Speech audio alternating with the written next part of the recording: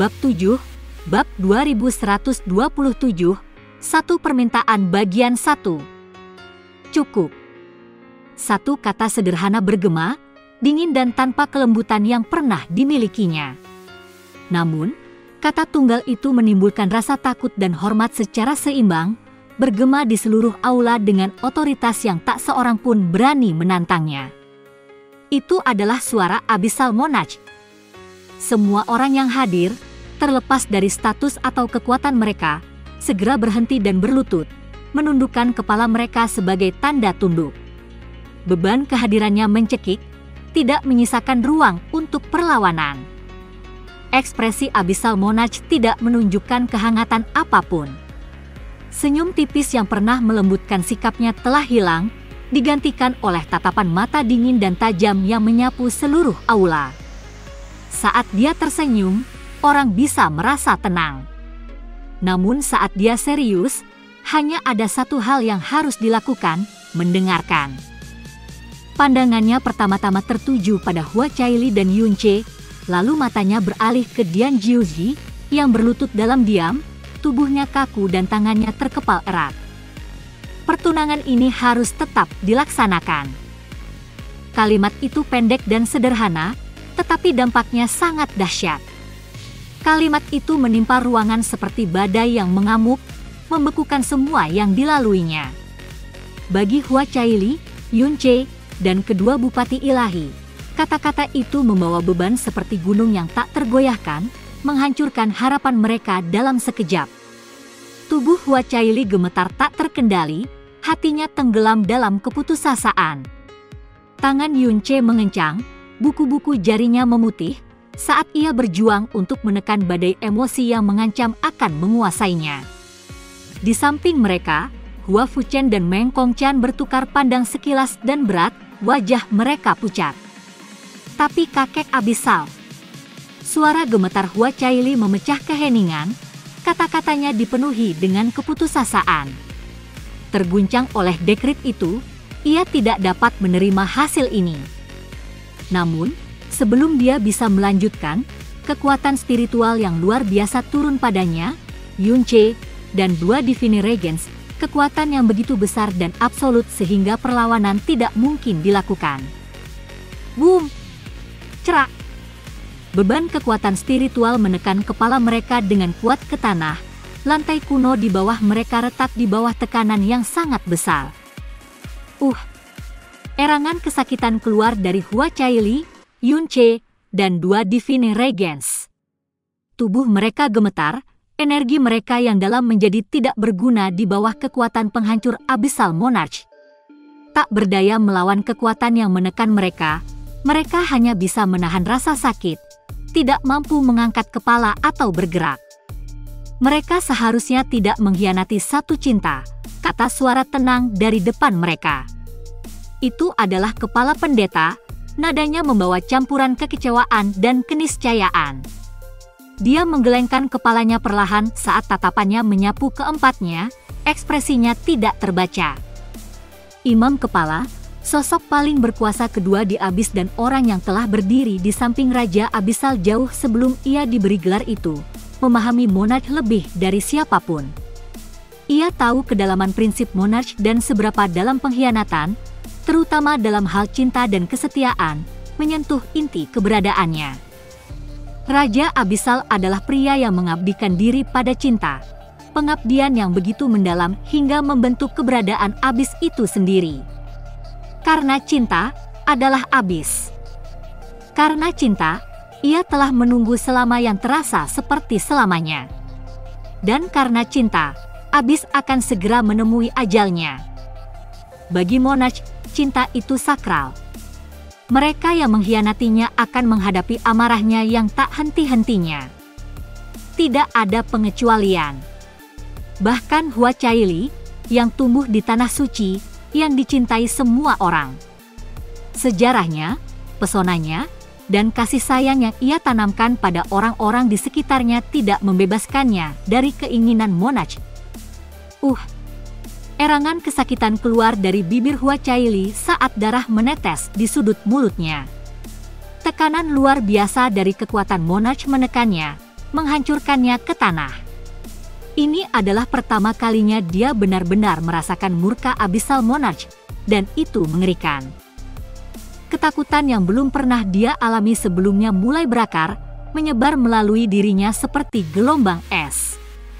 Untuk pertama kalinya dalam hidupnya, dia benar-benar mengerti betapa tidak berdayanya dia, betapa tidak berartinya bahkan kekuatannya di hadapan otoritas absolut Abyssal Monarch.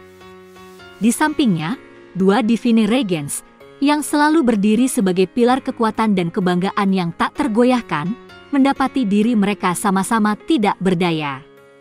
Meskipun mereka adalah dewa sejati, kekuatan ilahi mereka tidak berarti apa-apa terhadap kekuatan Abyssal Monarch. Naluri perlindungan mereka berteriak pada mereka untuk bangkit dan melindungi anak-anak mereka, tetapi tubuh mereka tetap terjepit, tak tergoyahkan di bawah kekuatan yang menghancurkan. Tetapi ketika keputusasaan mulai memakannya, keputusasaan itu dengan cepat sirna. Di tengah tekanan kekuatan Abyssal Monarch yang menghancurkan, Hua Caili merasakan kehangatan tangan Yunche. Meskipun terjepit di bawah tekanan yang tak tertahankan, cengkeramannya di tangan Hua Caili tidak pernah goyah, seolah-olah dia menuangkan seluruh kekuatannya ke dalam satu hubungan itu. Aku tidak menyesal bahwa aku telah bertemu denganmu. Dengan usaha keras, Yunche memaksakan kata-kata itu keluar, suaranya bergetar tetapi penuh dengan ketulusan yang tak tergoyahkan. Setiap suku kata adalah perjuangan yang monumental, seluruh tubuhnya menegang melawan kekuatan luar biasa yang menimpanya. Namun, dia menolak untuk tetap diam. Kata-katanya membawa kedalaman emosi yang menembus keheningan yang menindas. Untuk sesaat, sekilas keterkejutan melintas di wajah Abyssal Monarch. Itu adalah ekspresi singkat, ada dan hilang dalam sekejap, begitu halus sehingga tidak ada orang lain yang menyadarinya. Matanya menatap Yunche sedikit lebih lama, tidak terbaca tetapi jelas merenung. Tanpa sepengetahuan mereka, Abyssal Monarch telah menahan sebagian besar kekuatannya saat menekan kedua anak itu. Jika dia menggunakan tingkat kekuatan yang sama seperti yang dia lakukan pada Divine Regents, Hua Caili dan Yunche akan berubah menjadi noda darah di tanah sejak lama. Meski begitu, pembangkangan Yunche luar biasa. Pada level keempat alam Master Ilahi, dengan auranya yang hampir mencapai level kelima, dia telah menahan kekuatan yang menindas yang bahkan dapat menghentikan seorang kultivator alam kepunahan ilahi setengah langkah. Tiba-tiba, seolah tidak dapat diam lagi, salah satu imam besar angkat bicara. Yang mulia, mengapa kita tidak mendengar alasan mereka ingin memutuskan pertunangan ini? Suara itu milik imam besar Liu Xiao, Sixlaus. Nada suaranya tenang, namun ada nada mendesak yang tersirat. Liu Xiao selalu menyukai Hua Caili, memperlakukannya seperti cucu perempuan. Dia benar-benar ingin melindunginya dari kemarahan Raja Abyssal, berharap untuk mencegahnya menemui akhir yang mengerikan. Sebelum Raja Abyssal dapat menjawab, suara lain menyusul. Yang mulia, saya pikir Liu Xiao benar. Mengapa tidak mendengar alasan mereka? Jika tidak memuaskan, Anda dapat menghadapinya sesuai keinginan Anda. Kali ini, Imam Besar Ling Xian, peri roh, yang berbicara. Suaranya yang lembut membawa kualitas yang menenangkan namun meyakinkan. Ling Xian punya alasan untuk turun tangan, bagaimanapun juga, dia telah menerima kristal api primordial dari Yunche. Aula itu hening sejenak sebelum suara lain memecah ketegangan. Yang mulia, saya tidak percaya mereka menantang otoritas Anda karena pembangkangan. Mungkin ada alasan yang layak didengar. Suara ketiga ini mengejutkan banyak orang, terutama Raja Abyssal. Itu milik Imam Besar Wan Dao, segudang jalan. Dari semua imam besar, Wan Dao dikenal karena pengejaran ilmiahnya, menulis buku, meramu pil, mempelajari harta karun, dan mengawasi pengelolaan tanah suci. Dia jarang melibatkan dirinya dalam hal-hal di luar bidang keahliannya. Namun disinilah dia, tanpa diduga berbicara mendukung Hua Caili. Secercah keterkejutan melintas di wajah Raja Abyssal, meskipun itu menghilang secepat kemunculannya. Dia bisa mengerti mengapa Liu Xiao akan berbicara, mengingat kasih sayang kakeknya kepada Hua Caili. Demikian pula, campur tangan Ling Xian masuk akal, mengingat hubungannya dengan Yunce dan kristal api primordial. Tapi Wan Dao, sarjana pendiam yang lebih menyukai artefak daripada manusia? Dukungannya yang tak terduga untuk Hua Caili memang aneh. Di samping, Dian Jiuxi tetap diam, kepalanya tertunduk. Mungkin karena hatinya telah hancur berkeping-keping, membuatnya mati rasa terhadap kekacauan di sekitarnya. Bahkan ketika Hua Caili ditekan dengan paksa di bawah kekuatan Raja Abyssal, dia tidak bereaksi. Bahunya, yang dulunya angkuh dan pantang menyerah, sekarang melorot seolah-olah menahan beban yang tak tertahankan. Di dekatnya, Dian Rahu memperhatikan putranya dalam diam, ekspresinya tidak terbaca.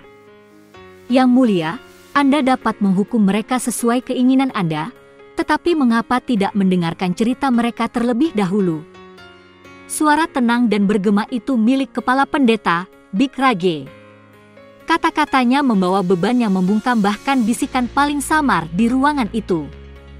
Ketegangan menebal saat pendeta tinggi keempat dan terakhir menambahkan suaranya kepada mereka yang telah berbicara.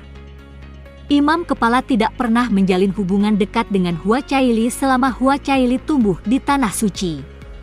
Tidak seperti Liu Xiao, yang menganggapnya sebagai cucu perempuan, atau Ling Xian, yang memiliki hubungan dengan Yunce, pendiriannya tidak lahir dari kasih sayang pribadi. Namun, ia memahami satu hal yang mendalam, cinta. Tatapannya beralih ke Raja Abyssal, perwujudan pengabdian dan pengorbanan demi cinta. Pengabdian inilah yang telah membentuk Abyss, dan pengabdian inilah yang suatu hari akan membawa kehancurannya. Mengalihkan pandangannya ke Hua Caili dan Yunce, Imam kepala melihat kebenaran. Cara Caili memandang Yunce, tatapannya dipenuhi dengan tekad yang tak tergoyahkan meskipun ia menanggung rasa sakit dan ketakutan, dan cara Yunce menatapnya. Pembangkangan dan ketulusannya bersinar bahkan di bawah kekuatan penindasan yang menghancurkan, itu berbicara banyak.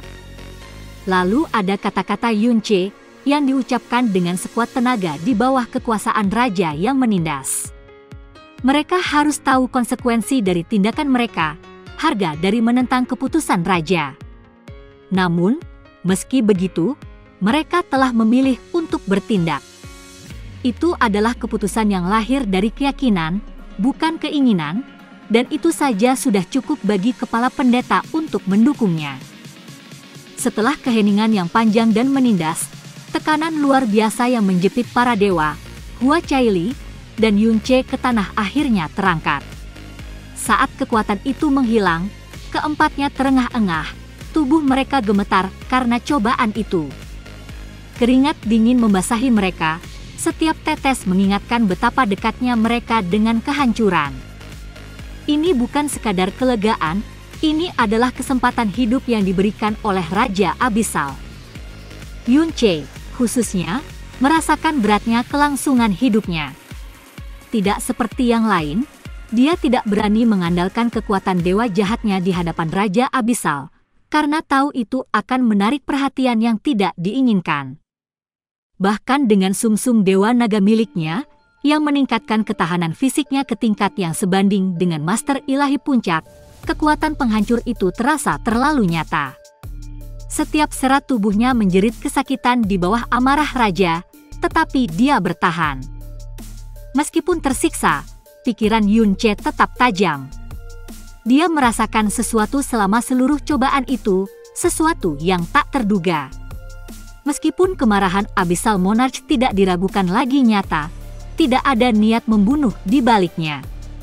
Bahkan pada puncak amarahnya, aura Monarch tidak memiliki sisi pembunuh yang telah dialami Yunce berkali-kali sebelumnya. Apakah itu menahan diri? Momen belas kasihan? Atau mungkin sesuatu yang lebih dalam? Saat Yunce merenung, sebuah pikiran terlintas di benaknya. tindakan Abyssal Monarch tampaknya tidak sepenuhnya didorong oleh amarah atau kesombongan. Ada sesuatu yang lain, kelembutan, terkubur di bawah amarah. Mungkinkah itu karena Huachaili? Apakah Monarch menyimpan titik lemah untuknya? Atau mungkin itu sesuatu yang lebih mendalam, sesuatu yang terkait dengan esensi Monarch cinta. Yang lebih mengejutkan Yunche adalah Dian Jiushi. Sejak pertama kali Huachaili menyebutnya, Yunche sudah membentuk gambaran tentang orang seperti apa dia. Kesan itu telah menguat saat mereka bertemu 3 tahun lalu, dan sekarang, pada saat ini, tampaknya asumsinya benar. Jika seseorang benar-benar mencintai orang lain dengan sepenuh hati, mereka secara naluriah akan memprioritaskan melindungi orang itu, tidak peduli keadaan atau penderitaan mereka sendiri. Cinta sejati akan mendorong mereka untuk bertindak, bahkan dalam menghadapi rintangan yang sangat besar. Namun, Dian Jiushi tidak melakukan apapun. Dia telah menyaksikan dengan diam, tidak bergerak, sementara Huachaili menanggung beban kemarahan Raja Abyssal. Jika Yunche dapat melihat cacat yang mencolok ini, maka pasti orang lain juga bisa, terutama Mo Su. Terima kasih atas belas kasihan Anda, Yang Mulia, kata mereka berempat serempak. Suara mereka, meskipun tenang, membawa arus lega. Perlahan, mereka bergeser dari posisi tengkurap, berdiri cukup untuk berlutut dengan benar di hadapan raja. Sekarang, bicaralah, perintah Raja Abyssal. Suaranya masih dingin dan pantang menyerah, bergema di seluruh aula. Tatapan tajamnya tertuju pada mereka, tidak menyisakan keraguan bahwa penjelasan mereka akan menentukan nasib mereka. Yunche mengencangkan cengkeramannya di tangan Huachaili, jari-jari mereka saling bertautan saat mereka bertukar pandangan yang mantap. Di matanya, dia melihat kepercayaan yang tak tergoyahkan, di matanya, dia menemukan tekad yang kuat. Dia menarik napas dalam-dalam sebelum berbicara. Daripada kami menjelaskan, Yang Mulia, izinkan kami menunjukkannya kepada Anda. Dua bupati ilahi di samping mereka, Hua Fuchen dan Meng Kongchan, keduanya mengangguk setuju. Kata-kata mungkin tidak membawa bobot yang dibutuhkan untuk menyampaikan kebenaran, tetapi ingatan tidak bisa berbohong. Hua Fuchen, meskipun sudah akrab dengan bagian-bagian cerita dari Hua Qingying, menyadari bahwa itu masih merupakan kisah dari orang kedua. Dia juga ingin menyaksikan kebenaran cinta putrinya, bagaimana itu berkembang, apa yang membuatnya membatalkan pertunangannya, dan mengapa dia memilih untuk berdiri di sini sekarang. Di sampingnya, Meng Kongchan merasakan sedikit rasa ingin tahu. Dia selalu bertanya-tanya bagaimana putranya, Yunche, berhasil memenangkan hati putri sahabatnya, seseorang yang terikat oleh dekrit raja. Apa yang telah dilakukan Yunche hingga membuatnya rela meninggalkan pertunangan yang diputuskan oleh Raja Abyssal sendiri? Apa yang memaksanya meninggalkan segalanya hanya untuk bersamanya? Jauh di dalam jiwa Yunche, sebuah suara menerobos pikirannya. Li Suo, yang tersembunyi di dalam mutiara racun langit, berbicara dengan khawatir. Apakah kamu yakin tentang ini? Dia bisa saja mengungkapkan rahasiamu, loh. Nada bicara Li Suo hati-hati, kekhawatirannya terlihat jelas. Membiarkan Huachaili menunjukkan kisah cinta mereka adalah tindakan yang kuat, tetapi itu disertai dengan risiko. Yunche tidak bisa mengendalikan apa yang mungkin diungkapkan Huachaili, dan mengungkap terlalu banyak hal bisa membahayakannya. Jangan khawatir. Aku tahu apa yang kulakukan, jawab Yunche dalam hati, nadanya tenang dan tegas.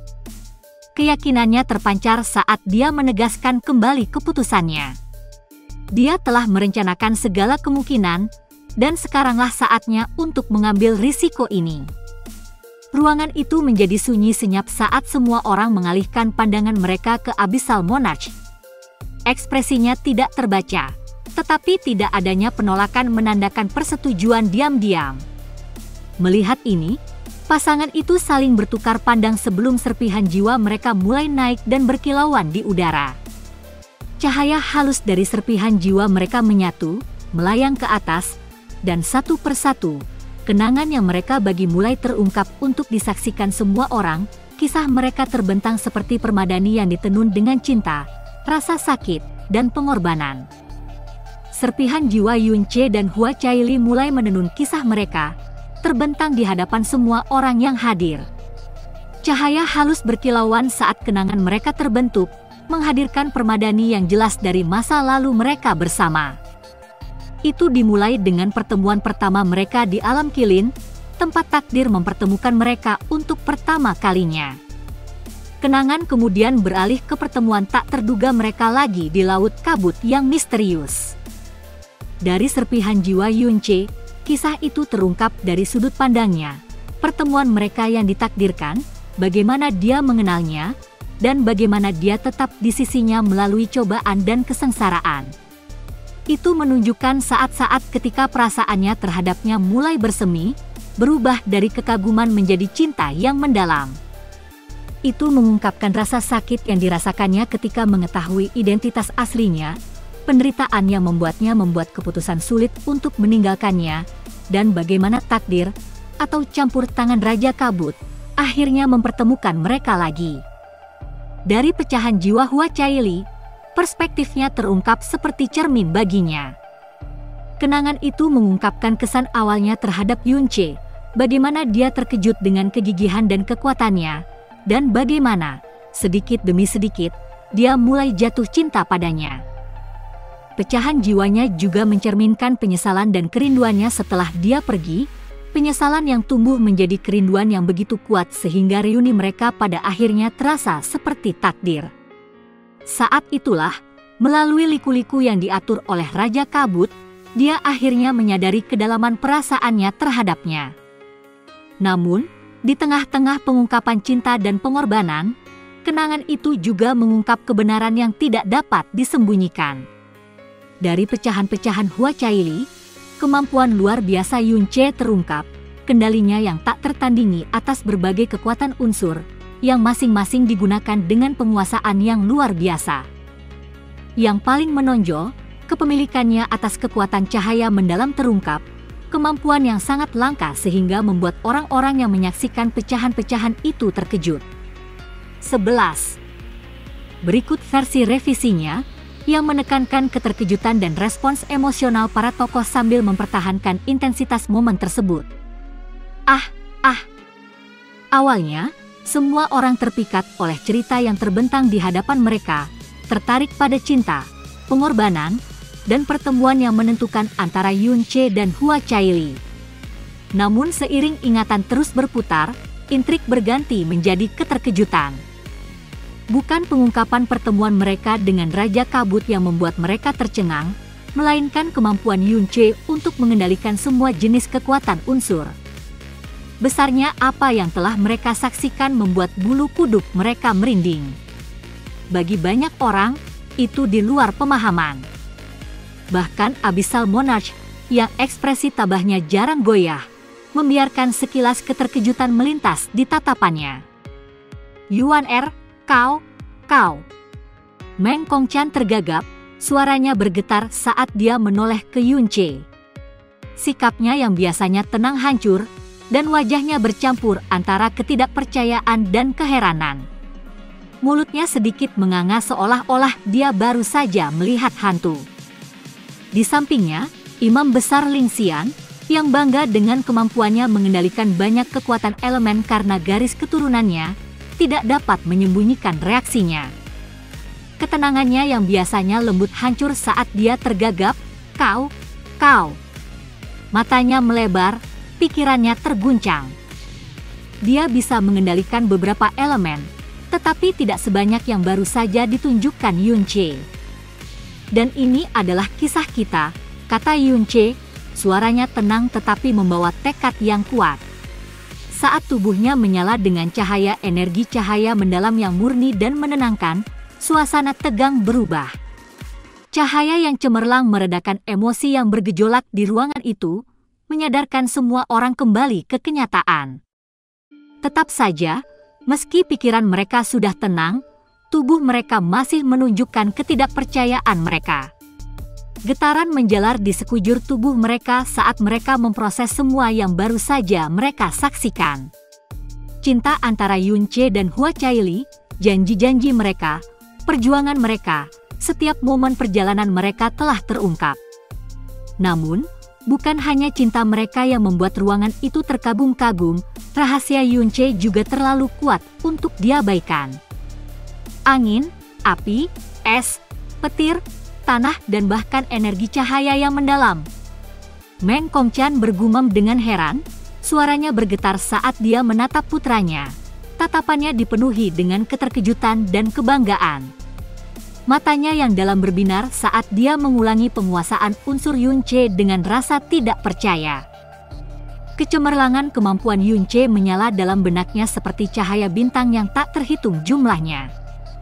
Untuk sesaat, Meng Kongqian hampir tertawa terbahak-bahak, kebanggaannya terhadap putranya mengancam akan meluap. Namun sebelum dia sempat melakukannya, Hua Fuchen mengulurkan tangan dan menutup mulutnya.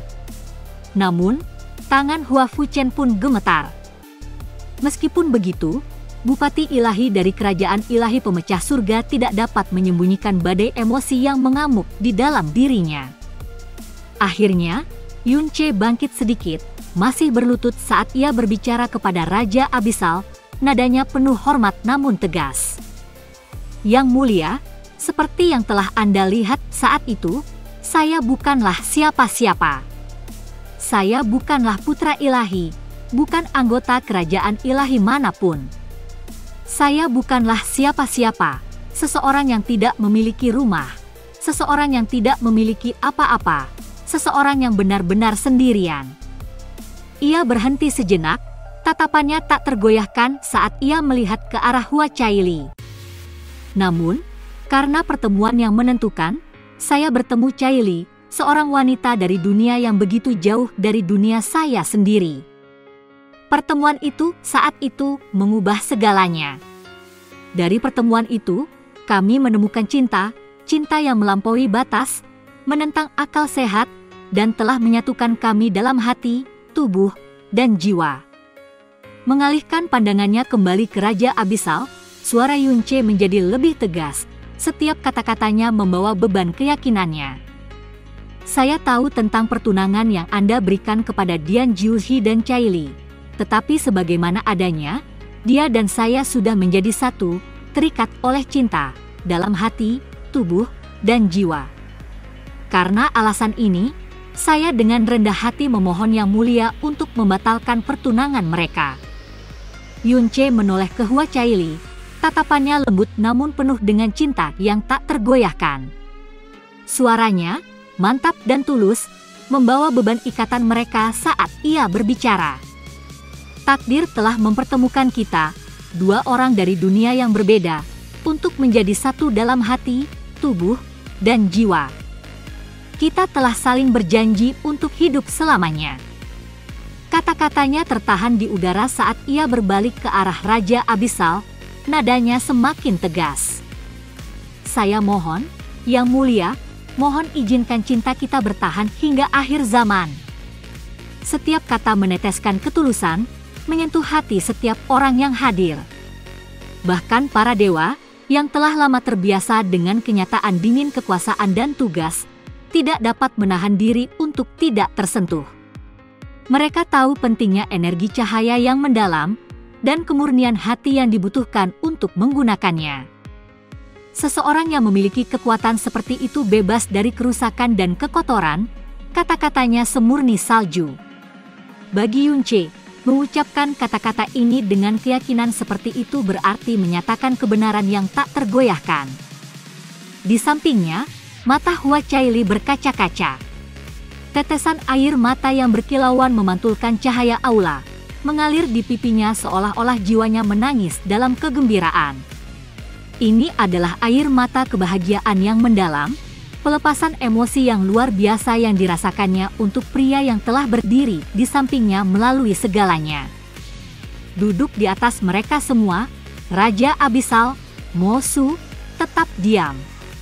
Namun, Jari-jarinya sedikit gemetar, tanda halus dari emosi yang bergejolak di dalam dirinya. Setiap kata yang diucapkan Yun-che tampaknya menyentuh inti dirinya, beresonansi dengan kenangan yang telah lama terkubur di kedalaman hatinya. Kilasan masa lalu melonjak dalam pikiran Mo-su, visi cinta yang pernah dia sayangi, cinta yang telah mendefinisikannya, mendorongnya, dan akhirnya membentuk abis itu sendiri. Kata-kata Yun-che mencerminkan masa lalunya sendiri terlalu dekat, menggemakan emosi yang telah lama dia pikir terkubur. Kisahnya, rasa sakitnya, dan penantiannya yang tak berujung, semuanya tercermin dalam permohonan Yun-che. Namun tidak seperti Mo-su, yang tidak pernah mendapatkan akhir yang bahagia, Yun-che dan Hwa Chaili kini berdiri di hadapannya, berjuang demi cinta mereka, demi masa depan mereka. Cinta yang begitu murni dan tak tergoyahkan, bahkan Raja Abisal pun merasa kesulitan untuk menyangkalnya. Yun-che, yang mengamati keheningan Raja, tahu bahwa pertaruhannya telah membuahkan hasil, setidaknya sebagian. Dia sengaja mengulang kalimat, dunia yang berbeda, untuk membangkitkan gema masa lalu Raja. Cinta Mo-su, fondasi abis, Yun-che telah mengandalkan hubungan ini, dan dari kedipan emosi di wajah Raja, tampaknya strateginya telah berhasil. Untuk saat ini, Raja tidak berbicara. Dan dalam keheningan itu, Yun-che tahu dia telah memenangkan pertempuran pertama. Bab 8, Bab 2128, Satu Permintaan Bagian 2. Keheningan terasa berat di udara, penuh dengan antisipasi dan ketegangan, saat semua orang menunggu tanggapan Raja Abisal. Waktu seakan terus berjalan tanpa henti, keheningan hampir memekakkan telinga, setiap detik membebani hati mereka seperti selamanya. Di samping, kedua Dian duduk sangat kontras dengan yang lain, emosi mereka seperti badai di balik penampilan luar mereka yang tenang. Dian Jiushi mengepalkan tinjunya erat-erat, kukunya menancap di telapak tangannya, rasa sakit itu hanya bisikan belaka dibandingkan dengan kekacauan di dalam dirinya. Senyum pahit tersungging di wajahnya, senyum yang gagal menutupi rasa sakit yang dalam di hatinya. Dia bisa melihatnya sekarang, cinta Yun-che dan Hwa Chaili satu sama lain. Itu tidak dapat disangkal, terungkap untuk disaksikan semua orang. Tapi apa pentingnya cinta mereka baginya? Bagaimana denganku? Pikirnya getir, dadanya sesak. Dia telah mencintainya selama ribuan tahun. Setiap langkah yang diambilnya, setiap pencapaian yang diraihnya, adalah untuknya. Hwa Chaili adalah miliknya. Kecantikannya, senyumnya, kepolosannya, semuanya seharusnya menjadi miliknya. Dia adalah miliknya. Di sampingnya, Dian Rahu menunjukkan ekspresi yang lebih rumit. Tidak seperti putranya, emosinya diredakan oleh pemahaman yang suram. Dia menginginkan Hwa Chaili untuk Dian Jiuzi, tidak hanya untuk kebahagiaan putranya tetapi juga untuk masa depan kerajaan ilahi yang tak terbatas. Namun sekarang, setelah menyaksikan kebenaran dalam pecahan jiwa, dia tidak dapat menyalahkan Hua Fuchen atau Meng Kongchan. Tidak, teman-temannya tidak mengkhianatinya. Itu adalah takdir. Kekuatan terkutuk dan tak terbantahkan itu telah menjalin kehidupan Yun-che dan Hwa Chaili dengan cara yang tidak memberi ruang bagi Dian Jiushi. Namun, bahkan setelah memahami hal ini, Dian Rahu hanya bisa tersenyum pahit, hatinya berat dengan beban kekecewaan. Keheningan terus berlanjut, seolah-olah abis menahan napas, hingga akhirnya, setelah apa yang terasa seperti selamanya, Abisal Monarch bergerak. Dengan gerakan yang disengaja dan terukur, ia membuka matanya, tatapannya menyapu seluruh ruangan. Ia pertama-tama menatap keempat pendeta, ekspresi mereka tenang tetapi penuh harap. Kemudian tatapannya beralih ke pasangan itu, Yun-che dan Hwa Chaili, yang masih berlutut berdampingan. Selanjutnya, matanya beralih ke dua Divine Regents, yang duduk di samping anak-anak mereka. Wajah mereka bercampur antara harapan dan kegelisahan. Akhirnya, tatapannya jatuh pada kedua Dian. Wajah Dian Jiushi mengkhianati kekacauan batinnya. Sementara Dian Rahu bertemu dengan tatapan Monarch dengan pasrah, senyum samar dan pahit tersungging di sudut bibirnya. Takdir adalah hal yang aneh, Abyssal Monarch memulai, suaranya tenang tetapi bergema, membawa beban otoritas absolut. Tatapannya melembut, sedikit saja, saat jatuh pada Yunche dan Hua Caili, sosok mereka masih berlutut di hadapannya. Sebesar apapun martabatku, sebagai penguasamu, dan martabat tanah suci harus dijunjung tinggi, aku tidak dapat menyangkal apa yang telah kulihat. Cinta mereka tidak lahir dari pengkhianatan, tetapi dari pertemuan yang ditakdirkan, yang dibentuk oleh kebetulan, bukan tipu daya. Kata-katanya terukur, tetapi menghantam dengan kekuatan gunung. Seluruh aula tetap hening, bergantung pada setiap suku kata. Kemudian, dengan tegas, dia melanjutkan, pertunangan antara Dian Jiushi dan Hua Caili akan dibatalkan. Itu bukanlah pernyataan yang panjang, tetapi bagi Hua Caili, Yunche, dan dua bupati ilahi, itu tidak lebih dari suara surga itu sendiri. Beban keputusan raja terangkat dari pundak mereka, hanya menyisakan kelegaan dan rasa terima kasih yang luar biasa. Kami dengan murah hati berterima kasih kepada Yang Mulia, Raja Abyssal, atas anugerahmu yang tak terbatas. Mereka berempat berteriak serempak, suara mereka bergetar karena emosi. Air mata berkilauan di mata mereka, mengancam untuk tumpah, saat besarnya keputusan raja menetap di hati mereka. Bagi Hua Caili dan Yunche, ketegangan yang telah mengikat mereka begitu lama akhirnya terurai. Karena tidak dapat menahan diri, mereka saling berpaling, tangan mereka gemetar saat berpelukan erat. Tubuh mereka bergetar karena campuran kegembiraan dan kelelahan, intensitas momen itu menerpa mereka seperti air pasang. Bupati ilahi, Hua Fuchen dan Meng Kongchan, membungkuk dalam-dalam, wajah mereka dipenuhi rasa syukur dan lega. Keputusan itu tidak hanya menjaga cinta anak-anak mereka tetapi juga memungkinkan mereka untuk mempertahankan martabat mereka dalam menghadapi otoritas yang begitu besar.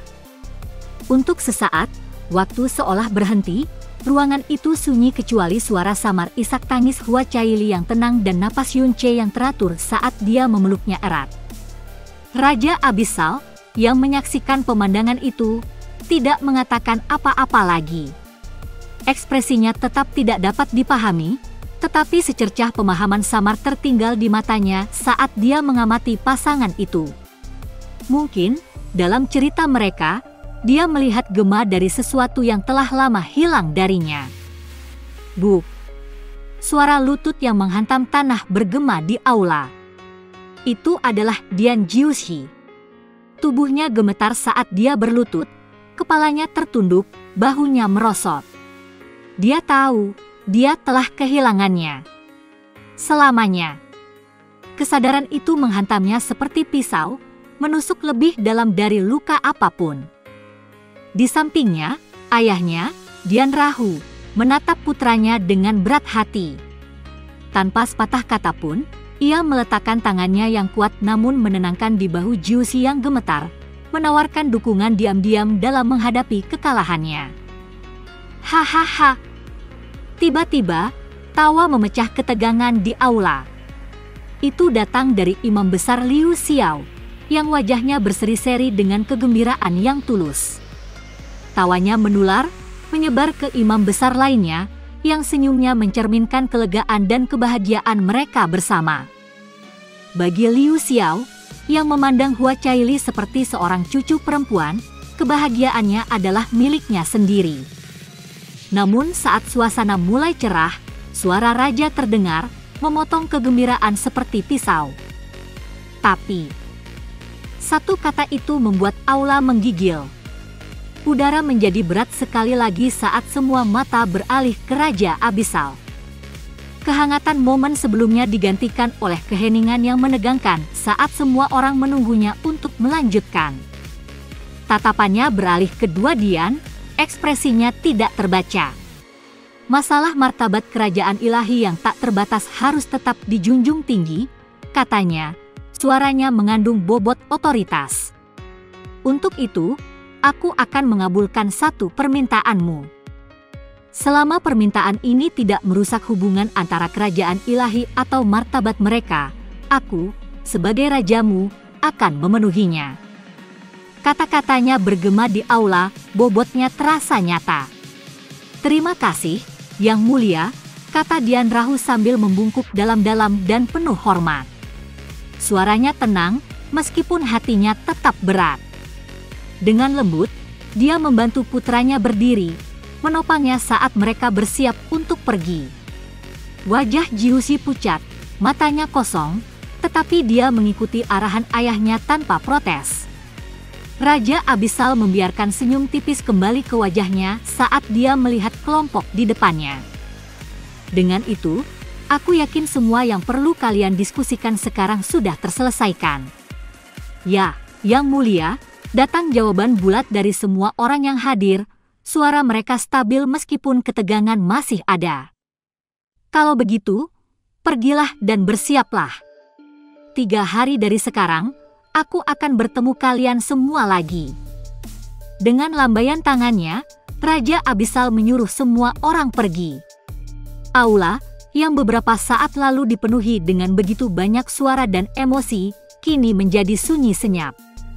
Semua orang telah diteleportasi keluar. Semua orang, kecuali satu orang. Hahaha. Anakku, seperti yang diharapkan dari anakku. 6 kekuatan unsur. Saat mereka diteleportasi keluar, Meng Kongqian tertawa terbahak-bahak, suaranya bergema di seluruh ruangan.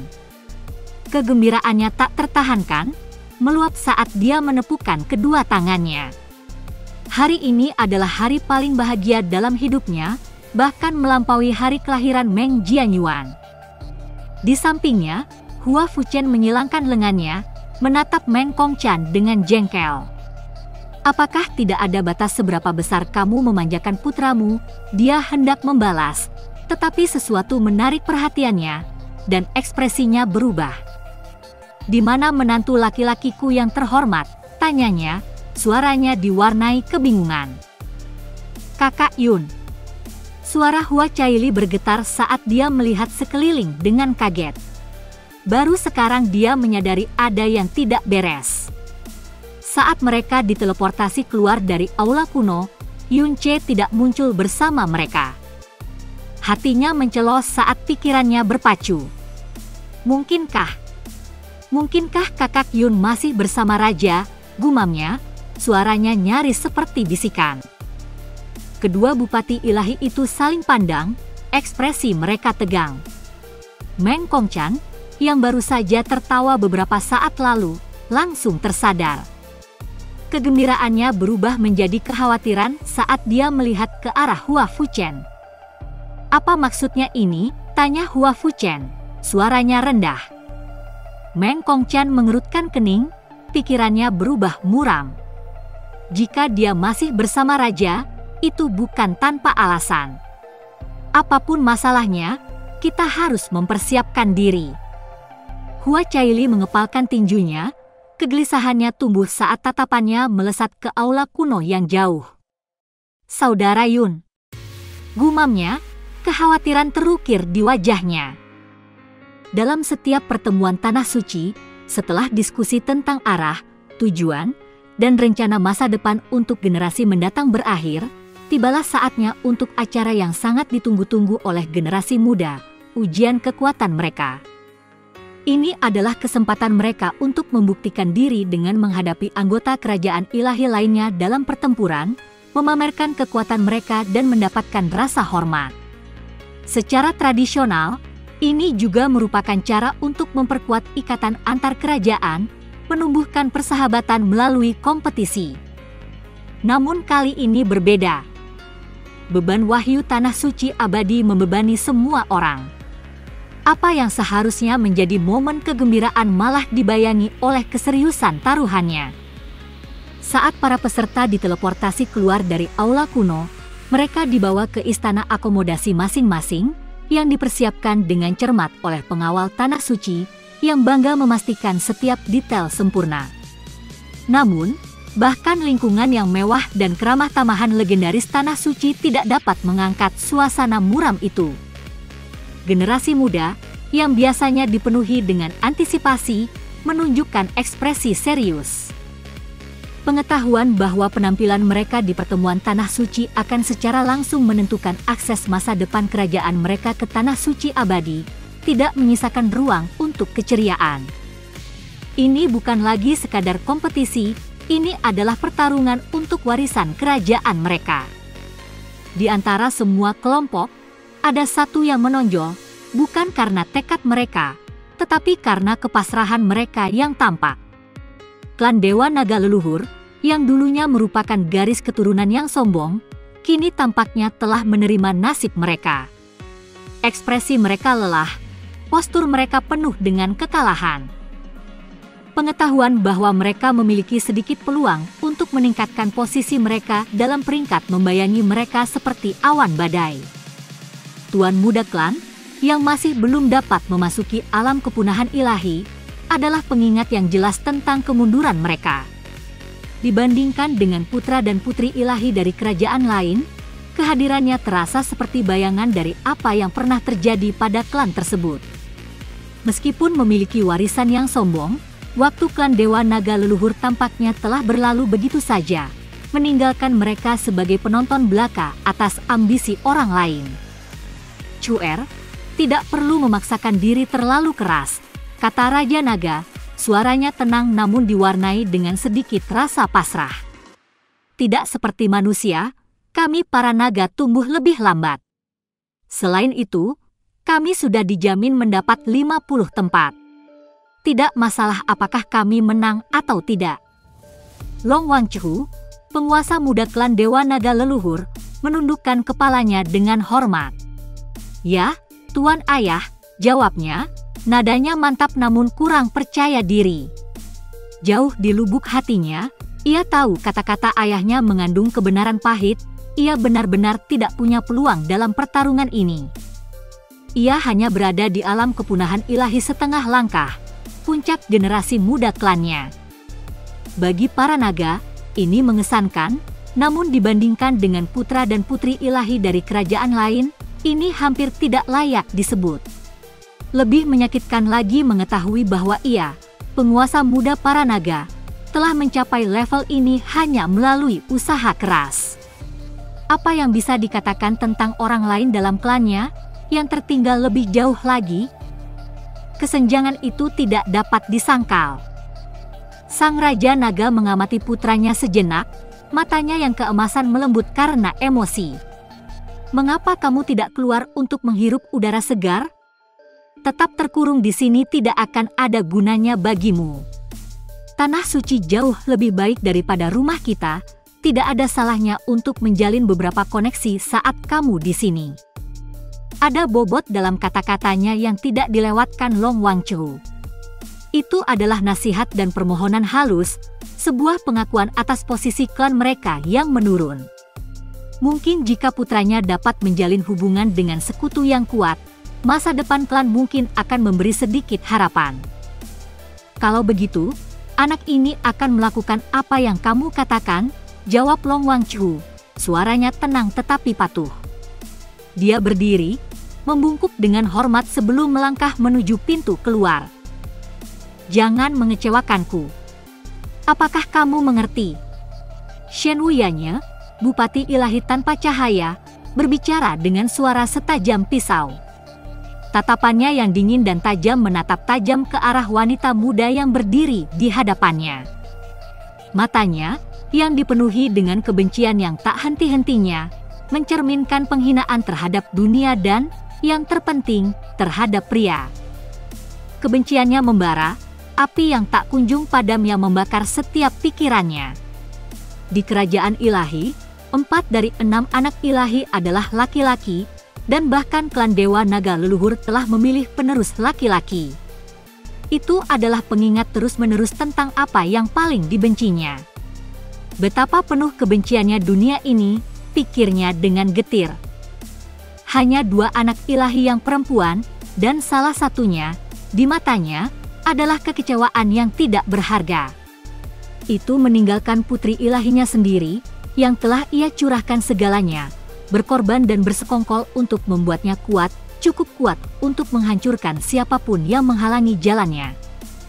Kau harus menang, tidak peduli biayanya, ulang Shen Wuyaye, suaranya semakin keras dengan setiap kata. Baginya, semua pria adalah sampah. Dan jika putri ilahinya bahkan tidak bisa mengalahkan sampah, maka ia termasuk dalam kekotoran bersama mereka. Kemenangan tidak hanya diharapkan, itu dituntut. Ya, Ibu, jawab wanita muda itu, suaranya mantap dan tegas. Matanya menyala dengan keyakinan, mencerminkan beratnya harapan ibunya. Tidak ada keraguan, tidak ada rasa takut, hanya tekad yang tak tergoyahkan untuk membuktikan dirinya layak. Hah! Raungan kemarahan yang menggelegar bergema di seluruh kediaman kerajaan ilahi tanpa batas, mengguncang fondasi aula besar. Boom! Sebuah ledakan memekakkan telinga menyusul ketika sesosok tubuh menabrak dinding batu tebal dengan keras, meninggalkan kawah besar di belakangnya. Darah mengalir dari mata, telinga, hidung, dan mulutnya saat dia jatuh ke tanah, gemetar dan terengah-engah. Kasihanilah, kasihanilah. Tuan Saudara Jiushi, kasihanilah. Sosok yang hancur, Dian Shuying, nyaris tidak bisa memohon, suaranya lemah dan dipenuhi teror. Jubahnya yang dulunya bersih kini basah oleh darah, tubuhnya gemetar karena pukulan yang menghancurkan. Tuan Saudara, tolong, kasihanilah Shuying. Teriakan terdengar dari kerumunan saat sosok-sosok bergegas untuk melindungi wanita muda itu, wajah mereka pucat. Dengan ketakutan, mereka benar-benar bingung, apa yang bisa memancing kemarahan yang tak terkendali dari Dian Jiushi, putra ilahi terkasih kerajaan mereka. Beberapa saat sebelumnya, kediaman itu dipenuhi dengan kegembiraan dan kegembiraan. Ketika mereka melihat ayah dan kakak mereka tiba, semua orang menyambut mereka dengan hangat, penuh dengan antisipasi akan kabar baik. Di antara mereka, Dian Shuying, yang selalu dekat dengan Jiushi, telah membuat kesalahan dengan berbicara dengan santai. Apakah kamu tinggal di sini karena ingin membicarakan pertunangan? Dia menggoda sambil tertawa ringan. Jadi, kapan tanggal pernikahannya? Itu adalah ucapan yang tidak bersalah, lelucon yang dimaksudkan untuk meringankan suasana. Namun, itu disambut dengan kemarahan yang tidak terpikirkan. Sebelum ada yang bisa bereaksi, tinju Jiushi telah mengenai dadanya, membuatnya melesat di udara dengan kekuatan yang tidak hanya menghancurkan tubuhnya tetapi juga suasana kegembiraan dan persahabatan. Jika bukan karena jimat perlindungan yang dikenakannya, dia akan mati di tempat. Apa yang terjadi? Pikiran itu berkecamuk dalam benak semua orang saat kekacauan meletus. Jiushi berdiri di tengah aula, matanya liar karena amarah, auranya berkobar tak terkendali. Para wanita dan pria muda, saudara kandung dan teman-temannya, yang selalu menghormatinya, sekarang meringkuk ketakutan, wajah mereka pucat saat mereka mencoba memahami tindakannya. Sudah cukup, Jiushi. Tenangkan dirimu. Suara Dian Rahu tegas, namun diwarnai kekecewaan. Dia memperhatikan putranya dengan tatapan tajam. Kemarahan dan kekacauan di ruangan itu mencerminkan kekacauan di dalam hati Jiushi. Dian Rahu selalu tahu kebenaran tentang putranya. Kelembutan yang ditunjukkan Dian Jiushi kepada dunia tidak lebih dari sekadar topeng, fasad yang dibangun dengan hati-hati untuk menyembunyikan kegelapan yang ada di bawahnya. Lagi pula, bagaimana mungkin seseorang yang memanjat dari dasar untuk menjadi putra ilahi melakukannya hanya dengan kelembutan? Kekejaman dan perhitungan dinginlah yang telah membawanya ke puncak. Kelembutan yang ditunjukkannya ditujukan kepada Hua Caili, wanita yang kini telah menghancurkan topeng yang dibuatnya dengan hati-hati. Dengan kepergiannya, topeng itu hancur total, memperlihatkan kegelapan yang mentah dan tak terkendali di dalamnya. Ya, ayah, Dian Jiushi akhirnya menjawab, suaranya rendah dan tegang. Butuh beberapa saat baginya untuk mendapatkan kembali kendali untuk berbicara. Dengan jentikan tangannya, ia melemparkan sebotol kecil ramuan ke arah Dian Shuying yang tak sadarkan diri, yang terbaring di antara puing-puing dan dinding berlumuran darah. Botol itu mendarat di sampingnya dengan dentingan lembut, isinya berkilauan dengan kekuatan penyembuhan. Tanpa melirik lagi, ia berbalik dan berjalan menuju kamar yang ditunjuknya. Tidak seorang pun di ruangan itu berani menghentikannya atau berbicara sepatah kata pun. Namun, saat punggungnya mundur, tidak ada yang bisa melihat kobaran api di matanya, kebencian yang begitu kuat sehingga tampaknya melahapnya sepenuhnya. Caili, dasar brengsek. Jalang! Beraninya kau! Beraninya kau! Pikirannya bergemuruh dengan pikiran-pikiran berbisa. Setiap langkah yang diambilnya menggemakan kemarahannya. Tubuhnya gemetar saat kemarahan beracun itu meresap lebih dalam ke dalam dirinya. 1. Aku melakukan segalanya, segalanya. Semuanya untukmu. Namun, kau berani mengkhianatiku? Mengkhianati cintaku.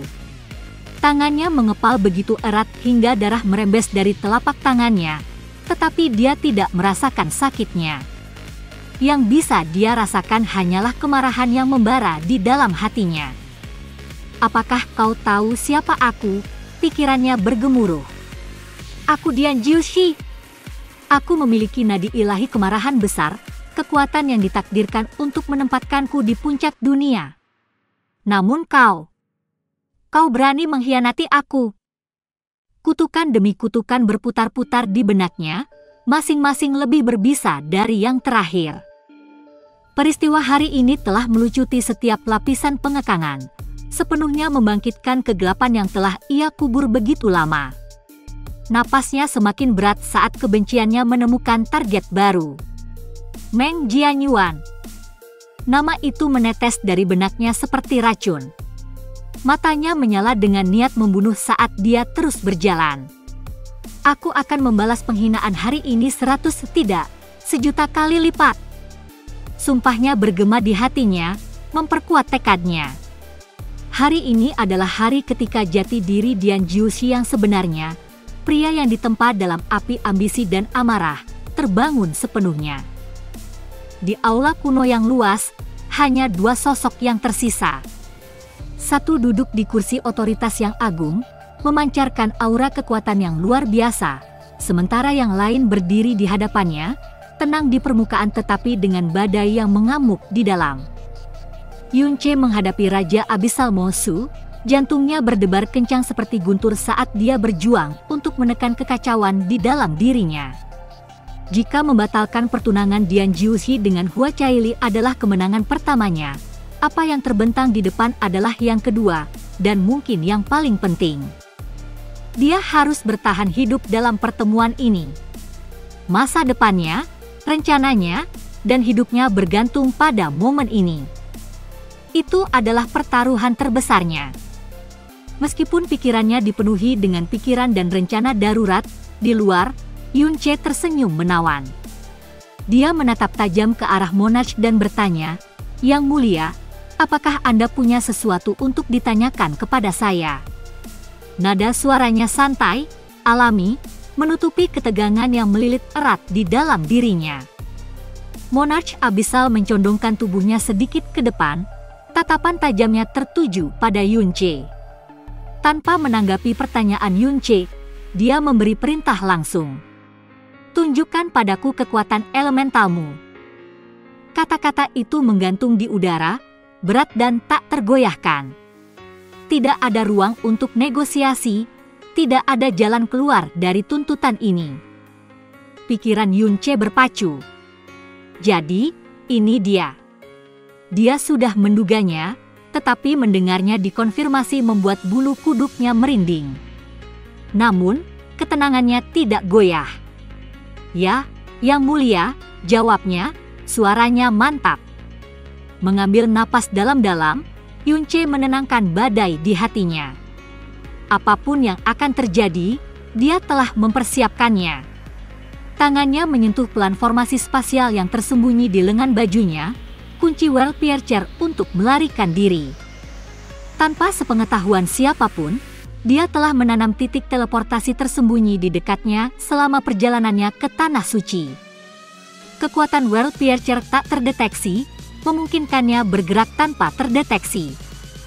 Jika keadaan menjadi buruk, dia akan mengaktifkan formasi dan teleportasi seketika, tidak hanya menjauh dari aula ini, tetapi jauh ke jantung laut kabut, di mana jangkauan Monarch pun akan goyah. Ini adalah jaring pengaman utamanya, langkah yang akan memastikan kelangsungan hidupnya apapun yang terjadi di sini. Sekelompok api menyala-nyala di telapak tangan Yunche, menyala terang namun terkendali sempurna. Tunjukkan semuanya padaku, Mosu, Abyssal Monarch, memerintahkan, suaranya tenang tetapi membawa beban yang tidak menyisakan ruang untuk ragu-ragu. Tanpa sepatah kata pun, Yunche mengangguk. Dia membiarkan api memudar sebelum menyulap setiap kekuatan unsur secara berurutan. Petir bergerak, menerangi aula dengan kilatan cemerlang. Kristal-kristal es menari di udara, dingin dan tak kenal ampun. Angin sepoi-sepoi bertiup, membawa dengungan yang hampir tak terdengar. Tanah di bawah kaki Yunche bergemuruh samar saat ia memanggil kekuatan bumi, dan akhirnya, tangannya bersinar dengan cahaya murni dan cemerlang dari energi cahaya mendalam. Setiap pertunjukan menarik secercah sesuatu di mata Mosu, sekilas masa lalu, emosi yang terpendam dalam jiwanya. Kadang-kadang, ekspresinya tampak cerah karena kegembiraan, sementara di waktu lain, bayangan rasa sakit dan kerinduan melintas di wajahnya. Sekarang, gunakan semuanya bersama-sama, perintah Mosu. Yunche ragu-ragu sebentar, tetapi ia menenangkan diri, memfokuskan pikirannya. Api, petir, es, angin, bumi, dan cahaya, 6 kekuatan selaras di tangannya, berputar-putar dan terjalin bersama dalam pertunjukan penguasaan mutlak.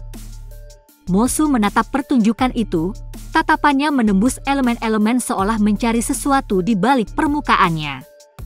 Bibirnya bergerak, nyaris tak terdengar, tetapi Yunche menangkap kata-kata yang bergumam, "Itu benar-benar kekuatanmu, kakak." Suara Abyssal Monarch membawa beban kesedihan dan nostalgia yang tak terelakkan. Matanya, meskipun terpaku pada tampilan unsur-unsur, tampak tenggelam dalam waktu yang lain. Yunche mengamati setiap detail, setiap perubahan halus dalam ekspresi Mosu, sambil menjaga kekuatannya tetap aktif. Jantungnya berdebar kencang di dadanya, dan pikirannya bekerja dengan sangat cepat. Akhirnya, Mosu mengangkat tangannya, memberi isyarat agar Yunche berhenti. Kekuatan unsur-unsur itu menghilang, meninggalkan aula dalam keheningan. Napas Yunche teratur, tetapi di dalam, jiwa dan pikirannya basah oleh keringat. Dia tetap tenang saat Monarch memejamkan matanya, ekspresinya tidak terbaca. Untuk pertama kalinya sejak memasuki aula kuno, Mosu berdiri. Gerakannya lambat, hati-hati, dan sangat memerintah. Setiap langkah yang diambilnya ke arah Yunche terasa seperti palu yang menghantam tekad Yunche. Ketegangan meningkat setiap saat. Jantung Yunche berdebar kencang di dadanya saat dia melihat Mosu mendekat. Nalurinya berteriak padanya untuk menyiapkan formasi Well Piercer, tetapi dia menolak. Tenang. Tetap tenang. Saat Mosu akhirnya berhenti di hadapannya, sang raja menatap Yunche dalam diam untuk waktu yang lama. Matanya, dalam dan tak terduga, seakan menahan beban ribuan tahun yang tak terhitung. Kemudian, tanpa peringatan, kepalanya sedikit terangkat ke atas, tatapannya beralih ke langit-langit. Langit-langit aula yang dulunya penuh hiasan telah berubah, kini menyerupai hamparan bintang yang tak terbatas. Cahaya yang berkelap-kelip menari-nari di atasnya, terpantul di mata Mosu seolah menariknya ke lautan kenangan. Dengan mata terpejam, Mosu berdiri diam, ekspresinya jauh, seakan tersesat di dunia yang hanya bisa dilihatnya. Keheningannya berlanjut, berat dan tak terputus, membuat Yunche berdiri tak bergerak, pikirannya goyah di ambang kegelisahan. Dalam seluruh sejarah Abyss, tidak pernah ada orang yang memiliki lebih dari 3 kekuatan unsur. Namun, disinilah kamu mampu menguasai 6. Apakah kamu menyadari betapa luar biasanya dirimu? Suara Mosu membawa beban yang seakan bergema di aula kuno itu. Setiap kata menekan Yunce seperti badai yang sunyi. Saya bersedia, Yang Mulia, jawab Yunce jujur. Nadanya tenang meskipun emosinya bergejolak dalam dirinya. Kalau saja Anda benar-benar tahu. Sebuah suara pelan bergema jauh di dalam jiwa Yunce, suara Li Suo. Nadanya diwarnai dengan campuran aneh antara geli dan melankolis. Mosu, yang masih berdiri di hadapannya, mengalihkan pandangannya kembali ke Yunce. Bintang-bintang tak terbatas di langit-langit di atas sedikit meredup saat fokus Abyssal Monarch menajam. Bagaimana Anda bisa memiliki kekuatan ini? Tanyanya, suaranya tenang tetapi membawa otoritas yang tak salah lagi. Bagi Yunce, berada sedekat ini dengan Mosu seperti berdiri di hadapan perwujudan kosmos itu sendiri. Meskipun kekuatan Mosu terkendali, aura yang terpancar darinya menyesakan. Dibandingkan dengan kehadiran kepala pendeta yang luar biasa, yang mirip dengan lautan tak terbatas, Mosu seperti hamparan bintang yang luas, alam yang sama sekali tidak dapat dipahami. Yunce mengatur napasnya, menjaga ekspresinya tetap tenang. Beruntunglah, pikirnya, bahwa Mosu, seperti yang digambarkan dalam fragmen ingatan Dewa Jahat, pada dasarnya adalah orang baik. Kalau tidak, Abyss mungkin tidak akan pernah ada. Namun, saat Yunce menyatukan semua yang telah dipelajarinya, sebuah kebenaran yang mengerikan telah berakar di benaknya. Akhir dari Abyss juga akan terjadi karena rajanya. Gurukulah yang mengajariku dan memberiku warisan, jawab Yunce akhirnya. Suaranya tenang namun penuh hormat. Dia telah mengantisipasi pertanyaan ini dan mempersiapkan jawabannya dengan hati-hati. Siapa gurumu? Tatapan Mosu sedikit menyempit, nadanya dipenuhi rasa ingin tahu. Saya. Yang Mulia, saya benar-benar tidak tahu, jawab Yunce. Kata-katanya ragu-ragu, diperhitungkan dengan cermat untuk menjaga kewajaran tanpa mengungkapkan terlalu banyak. Oh, alis Mosu sedikit terangkat, ekspresinya tidak terbaca. Ratusan tahun yang lalu, guruku menyelamatkan jiwaku, Yunce memulai, suaranya tenang meskipun badai mengamuk di dalam dirinya. Saat itu, aku tidak tahu siapa aku. Masa laluku, identitasku, semuanya hilang. Gurukulah yang memberiku kehidupan baru. Semua yang kumiliki, setiap kekuatan yang kumiliki, diberikan kepadaku olehnya. Dia dengan hati-hati menyusun penjelasannya, memilih setiap kata dengan tepat. Mosu mendengarkan dengan tenang, ekspresinya tidak terbaca. Beban kehadirannya menekan Yunce, tetapi Raja Abyssal tidak menunjukkan tanda-tanda ketidakpercayaan. Cukup. Suara Mosu memecah keheningan, nadanya tenang namun berwibawa. Yunce berkedip karena terkejut tetapi dengan cepat mengatur ekspresinya saat Mosu melanjutkan, waktu yang kita miliki singkat. Kau harus kembali dan bersiap untuk pertempuran di depan. Sebelum Yunce sempat menjawab atau membungkuk, Mosu mengangkat tangannya, dan dengan lambaian kekuatannya, sosok Yunce menghilang dari aula kuno. Di aula yang kini kosong, langit-langit yang dulunya menyerupai langit berbintang yang tak terbatas perlahan memudar, kembali ke keadaan semula dengan pola-pola kuno yang rumit.